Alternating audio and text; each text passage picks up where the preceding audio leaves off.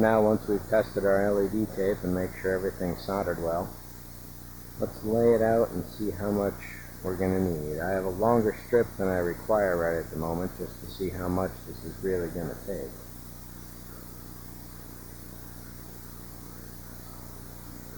The only consideration is, do you want the wires on the left or do you want them on the right? Or rather, do you want them on the starboard or the port?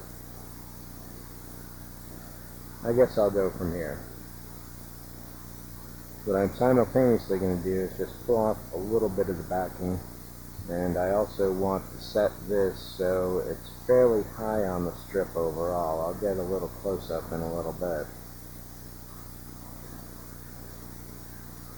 I'm also hoping that the LED tape is going to help seal in the Scotch tape that's holding the connectors in place.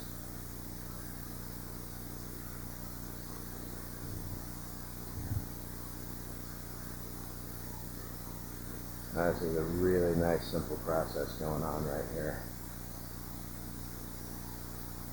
Okay, now what I want to do is,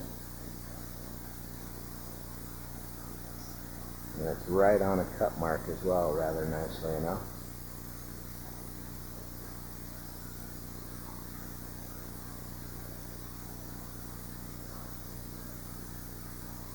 Flip it back around precisely on itself.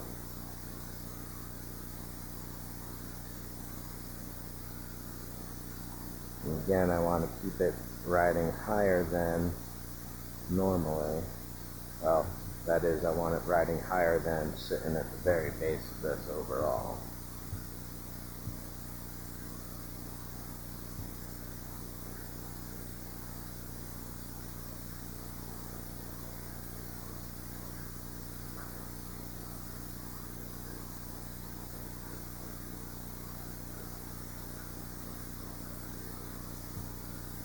Now I actually have a choice. Even though I've run out of band here, I could continue this going on the inside as well. Why not just get a little bit extra as we can? Because we can attach it right to the neck shape. Very nice and convenient.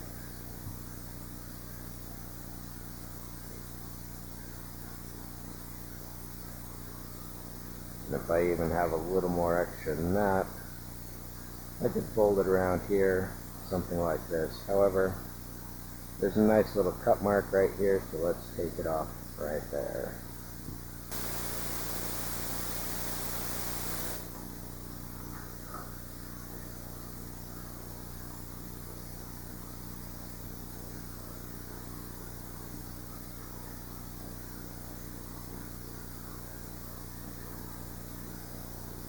I think this is going to be a very stable and very dynamic solution. In fact, thread the wires through here, put the lid on and see what kind of effect we get off of this. All told in this cut, 3 feet, 5 inches.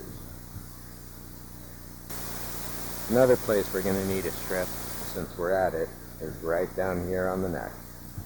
Let's go and set that up right now. Here on the neck, what we're looking for is just about 4 or 5 segments or so.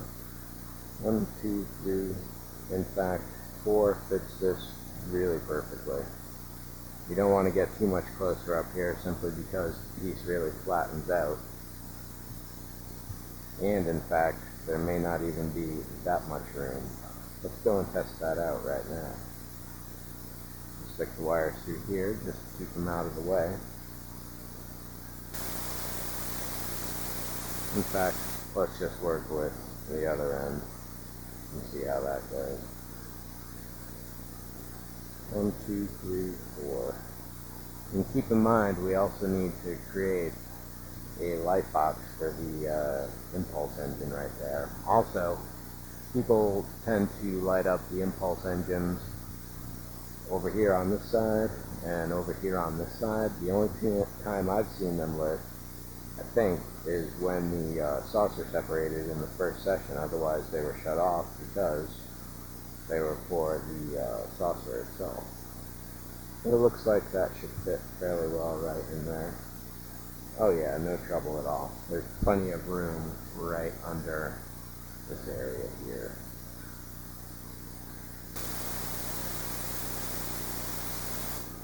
And for the moment, I'm just going to stick these wires up through here. And what I will probably do is create a central bus, either here in the saucer or down here in the neck. But in the meantime, at the very least, I want to get this lined up and pinned down.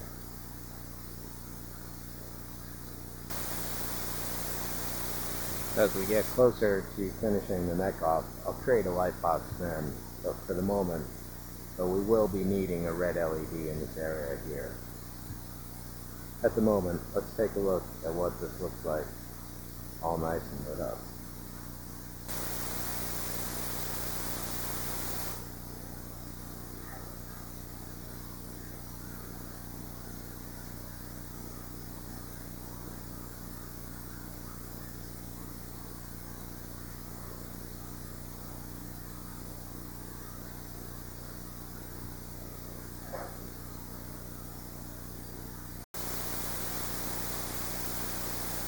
Nice.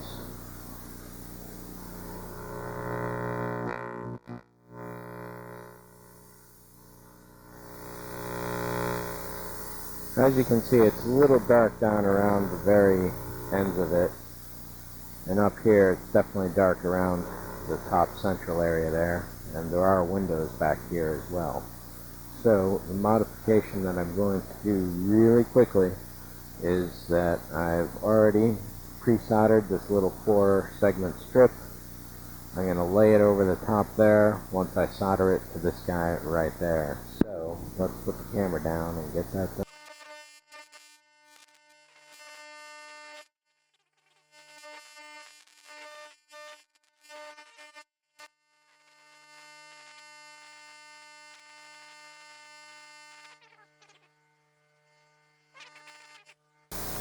So let's match our colors up here, red to red, black to black. I've already put solder on this wire as well. So we'll just hold it down, get those so they're nice and hot and the solder is running. After a few seconds it'll liquefy. The more metal you have in play, of course, the longer it's going to take to heat it all.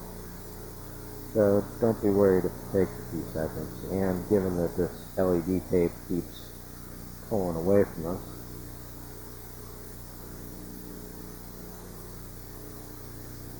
you absolutely want to make sure that solder absolutely runs liquid, because if it doesn't, then you're going to have what's called a cold solder joint, and that is basically no good.